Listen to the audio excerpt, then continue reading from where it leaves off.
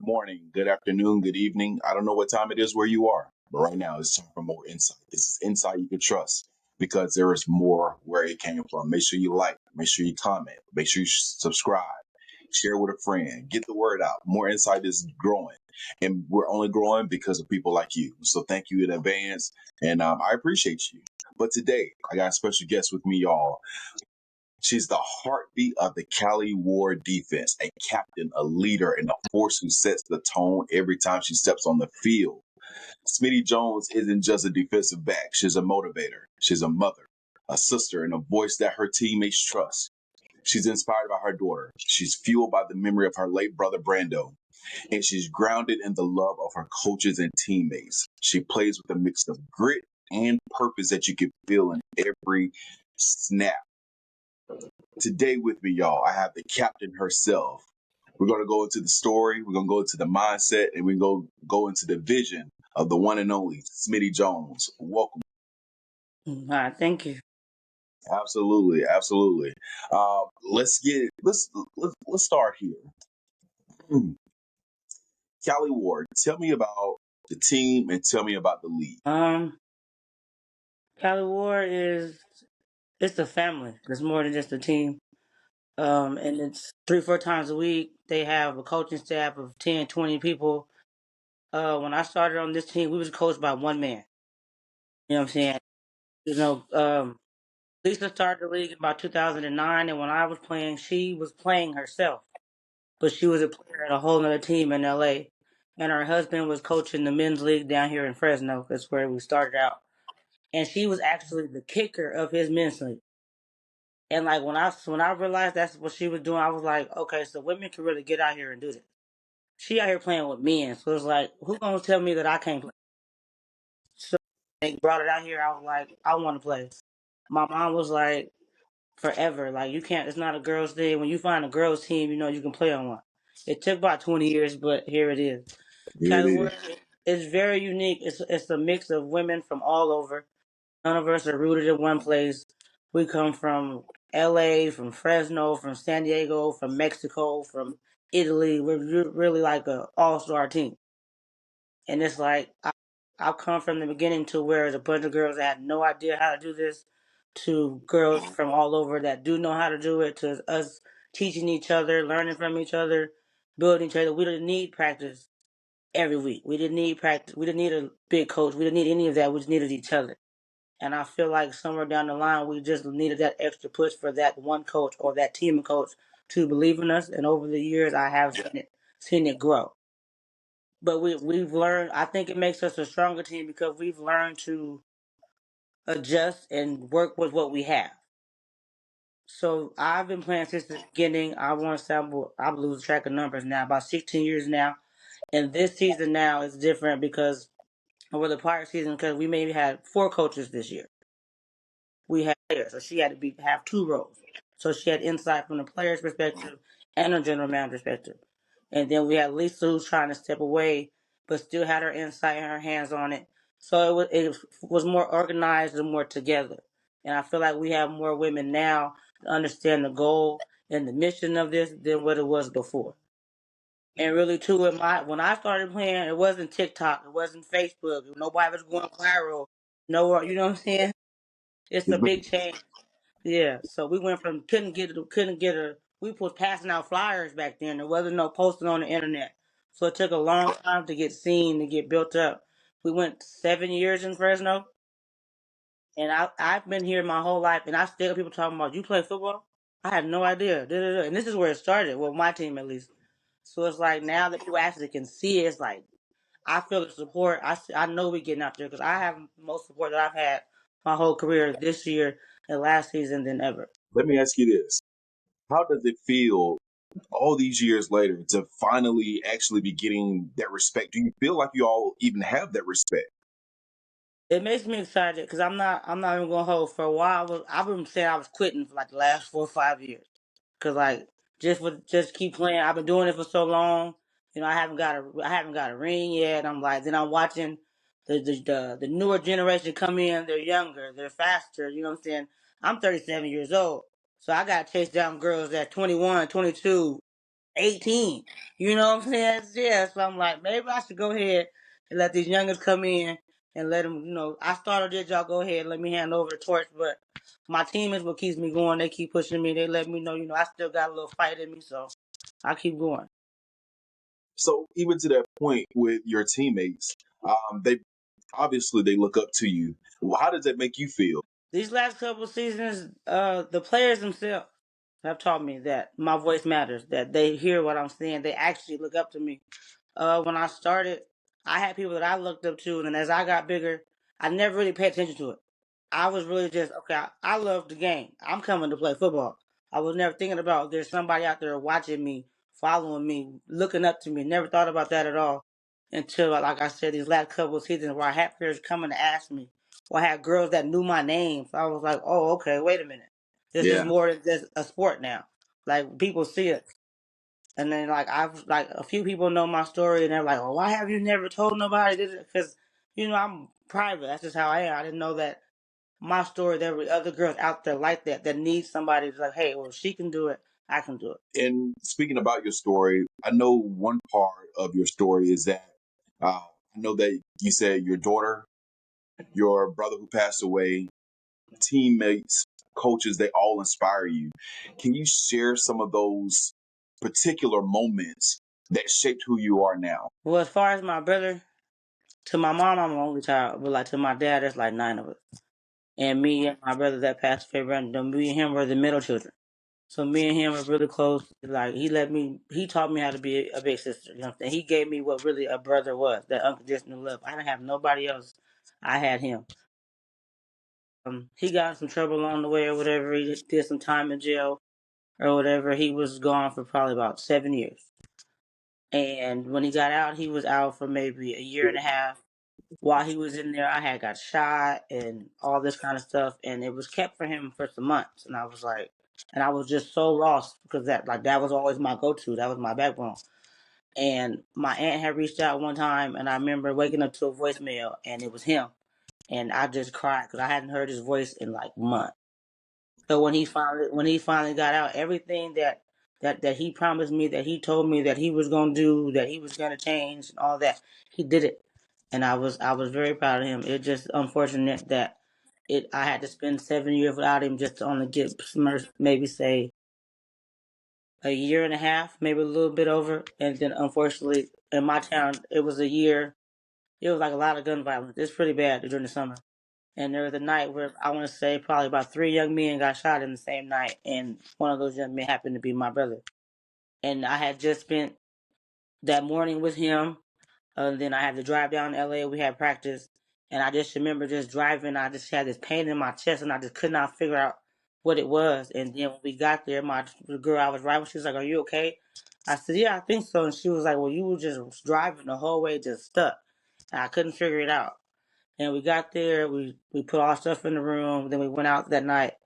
And his girlfriend's calling me, and I'm like, mind you, I didn't really care for this little girl, so I'm like, I'm not really trying to hear you right now. I'm out trying to enjoy myself, but she kept calling. And she texted me, and she was like, it's Brando. And I'm like, what? Instantly called her, went outside, and she's on the phone, she's crying. She's like, "Oh, he got shot. Won't nobody help me?" And I'm like, instantly, just like, "Okay, hold on." And I just went in big sister mode. Like I'm like, "You got an iPhone? You got your location? Send it to me." I called all my brothers. I'm like, drop locations, go find my brother, all that stuff. But at the end of it, he didn't make it, and I had to get up the next morning and go to tryouts. And I really didn't want to go, but it's like I never like to let down the people that look up to me. So I went anyway. I really thought I wasn't gonna be able to like do anything, but getting around them, getting around my team, like they already got the call. They knew what was going on. So everybody was very welcoming and very just like they had my back. A lot of times I deal with a lot of stuff alone. I don't feel I have people that I can come to and lean on. But my team has shown me that I can always lean on them. So that's who always keeps me going. I love that. Every year, not everywhere. All my years, I change my number a lot. Like they wait for me to pick numbers because I don't never know what number I want to be. Only because numbers really everything I do symbolizes something. Yeah. So that year I decided to change my number to zero because I was three. Because I figured once I lost my brother, there was like nothing else I can lose. Because before I had got shot, I didn't been in car accidents. I didn't lost my home. I didn't lost it all. When I lost him, I was like, that's it. It can't be nothing else that I can take from it.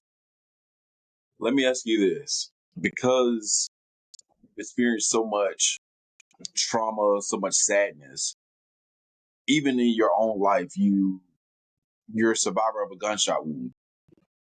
What do you think your purpose is right now? Um, to be honest, I feel like I was just over everything. I've lost a lot of people. My heart was just going out of it. I was to play for. I was really basically done with life. And when I got shot, it was like I should have died. Like basically, I did. Like I flatlined 3 times on the table.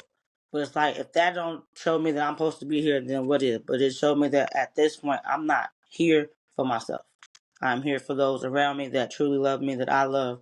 So my purpose is here to guide others because I feel like purposely I did a lot in my life. I'm 37 years old. I have survived a lot. I've seen a lot. I've been a lot of places. So at this point, I want to be here for my daughter.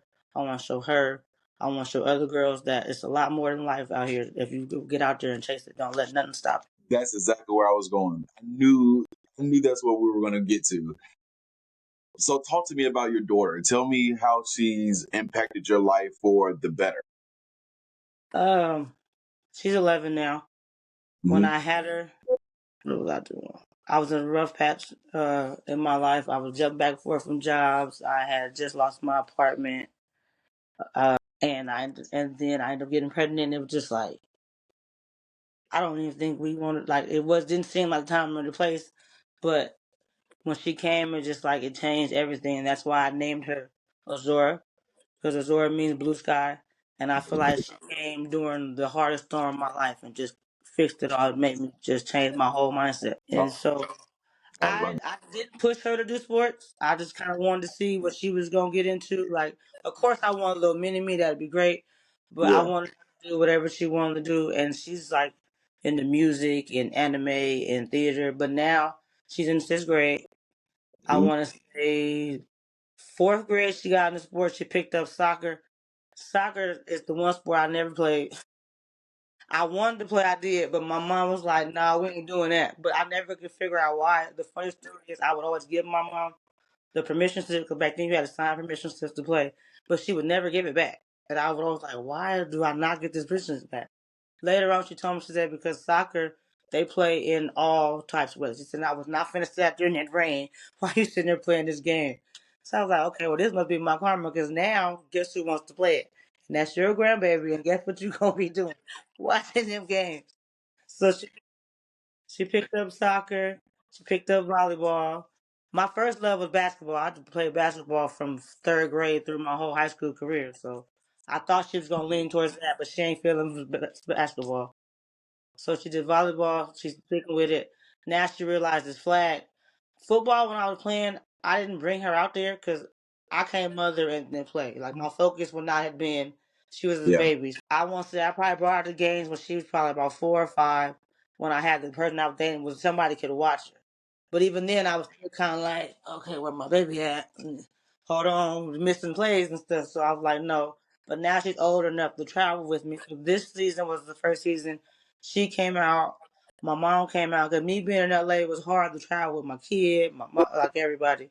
Yeah. But now my mom's better in her health, so they came this year. This year she was the water girl, and she took Love her it. job very seriously. Very made sure everybody had their water, was on it. I'm talking about running out of the middle of the field, and everybody looked out for her. I didn't have to worry about her at all. I love it. It sounds like we started off this conversation talking about Cali War.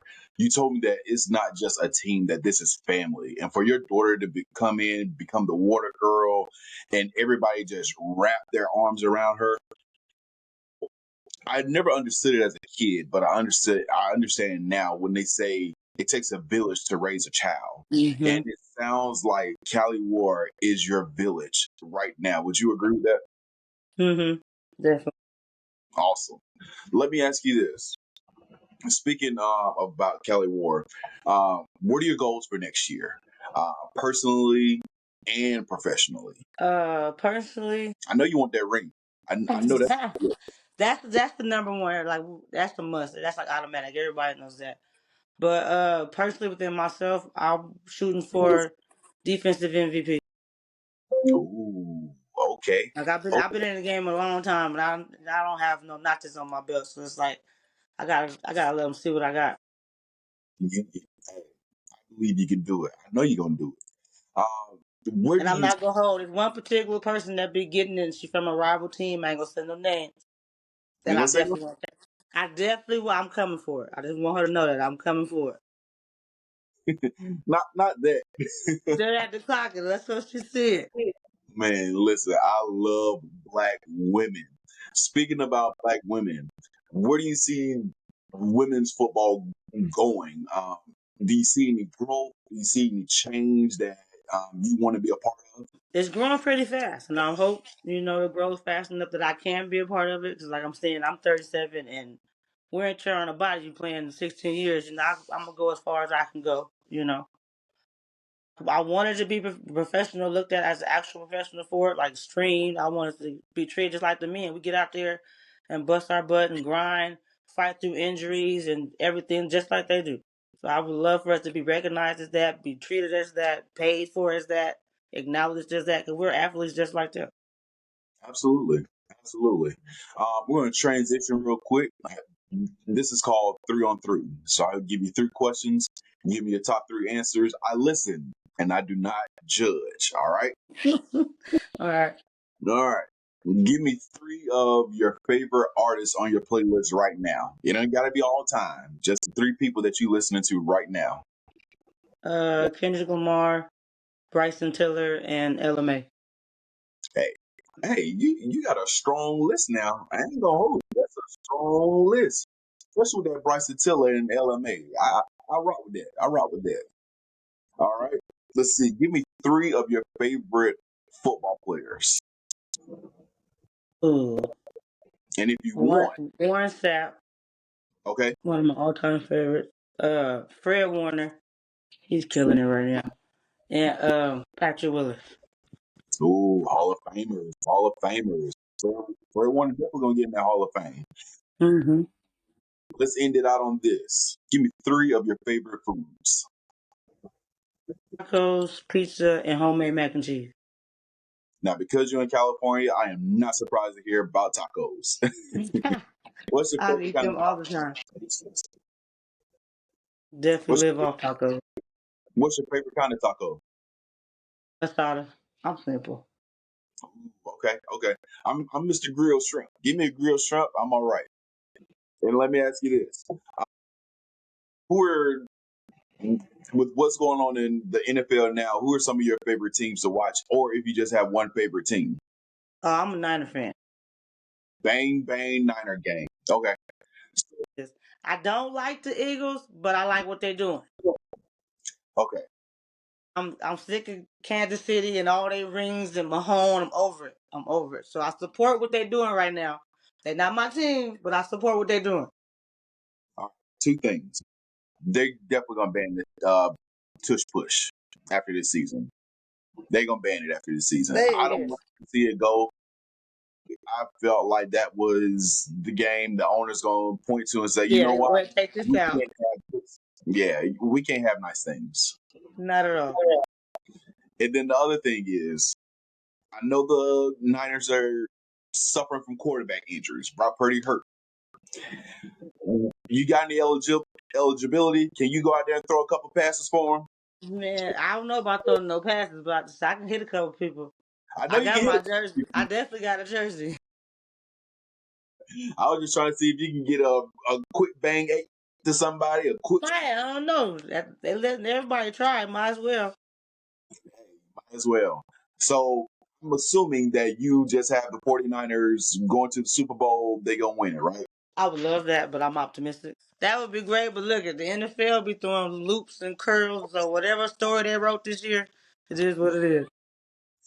Whoever's in the script, they got it. Mm-hmm. Let, we'll end it out on this. I want to call this Give Me More. So in this next season in your life, this next chapter, this day going forward, what do you want more of for Smitty Jones? Not nobody else, just Smitty. I want more confidence within myself. A lot of people see that I'm very confident, very strong, but it take a lot. You know what I'm saying? So I want my voice to be stronger. I want to stand up taller. I want to be more confident within me. You just said a word. Because it's easy to get on here and talk to people, like doing these interviews. But once this Hmm. interview is over, I'm like, whew, Right. No, I'm not even gonna lie to you. I text about 4 or 5 of them like, dude, I got this interview this morning. I don't know what I'm gonna do. I'm nervous. Y'all know I don't like talking in front of people. But like I said, that's my village. So they pumped me up. So I think I did pretty good. and that's a, hey, you did excellent right here. I just try to have a conversation. I don't even look at it as interviews. They just Right. conversations. I had a whole bunch of other questions, but we went a whole different direction. But one question I do want to ask.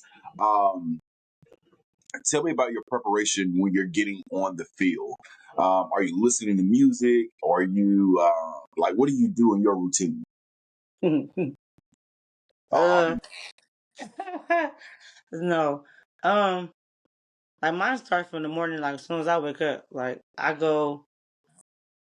have to like wherever we're staying, like if it's the weekend, I have to have breakfast. Like food is a big thing for me. Like if I don't eat, that's a so, whole different beast. Like I can't even function hungry.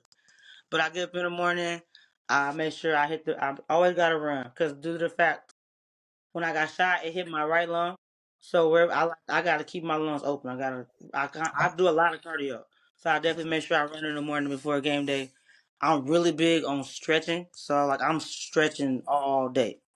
I need at least an hour nap, before we have to get up and get dressed and all that stuff. And then yeah, it's like whatever I wake up on, I roll with that mood. That my music is that mood. I have like little traditional things like my socks is the big thing. Anybody tell you I do not play about my socks. I'm talking about I've been in arguments with coaches that tell me I'm not playing because of my socks. And it's just one thing that I'm big on that I'm not letting go. Like everybody has their little, their thing. And everybody, with me is my baby watched me on live for a long time. So, it's kind of hard to pinpoint who's who and what's what. So for me, really, it was like when I first started doing it, okay, whatever team we playing, the mood I was in that day, that socks something to it. But then with my daughter, it made it easy for her to find me on the field because I realized she watched it. Mommy, I knew that was you because you had the pink socks on. So now it became a me and her thing. So I'll get about 4 or 5 of my socks out. And I'm okay, babe. What socks I'm wearing today? And she'll say, well, who we playing? And this our little thing. And she'll pick my socks and I'm wearing them. And that's just like it. Just like I have her there. I know it's me and her on this game. That's one of my biggest things. And then before warm up. I'm in my zone. Like I don't really talk to nobody. I have my music on. It really just depends off how I'm feeling that day, and depends on who we playing. true. I It definitely get just that. I have different mindsets for different, But basically, the socks and my music, that hour nap before, and my lunch, I'm good. Smitty, I want to give you the stage. This is this is your platform now. Any shout out to anybody that you want, and also any last pieces of words, whether it's advice or whatever you feel. Go for it, Um. Well, I want to give a thank you to you for having me. for sure. Brandy for setting this up for me. My teammates, my entire team that pushes me all the time, and my selectors for you, Antoinette, Sparkle, Nori, Spidey. Y'all keep me going. Bree, and big shout out to the Kings because they opened the door for me and made it all possible. Hey, there you go, Smitty. I really enjoyed this conversation with you. You've overcome so much. You just living in purpose now. So I commend you. I salute you. Thank you for what you're doing for women's sports as well. Uh, Thank you. Society, I don't know what's up with society and women, but women are the real superheroes. And I just want everybody to know that, especially our black women. So Right. definitely much love to you. Much love to the Cali Warrior, the Cali War team. I am definitely a new fan. I can't wait until the next season. I'm gonna be tapped in. I'm gonna be following, and we'll definitely have a conversation again in the future. All right. Thank you. Absolutely. So make sure y'all like, make sure y'all follow, make sure y'all subscribe, make sure y'all tap in with Cali War, make sure y'all tap in with Smitty Jones, make sure y'all follow her. She the prime time of Cali War. I'm trying to tell y'all. All you gotta do is Google it. I ain't lying to you. I promise you. Just Google Smitty Jones and you're gonna see the information pop up. So we'll see y'all on the next time. And thank you for tuning in to more insight. Insight you can trust because there is more where it came from.